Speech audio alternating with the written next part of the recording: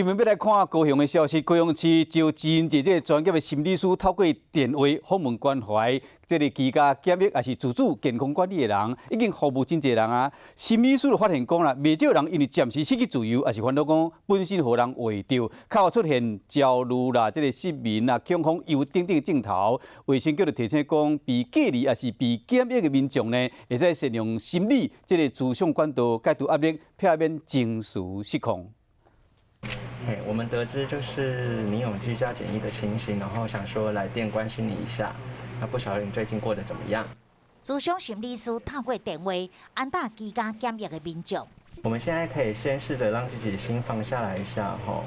我们来想想看，在这个过程中你有感受到哪些的心情，然后你可以慢慢的讲给我听，没关系。因为居家检疫的人，一方面暂时失去自由，一方面嘛担心家己被感染，心情不安，嘛真孤单，容易产生失眠、忧郁的症状。原本的生活很自在啊，可是忽然之间变得非常不方便。在14天里面，那个闷啊，会累积很多，所以有时候会变成一种不耐烦或者愤怒。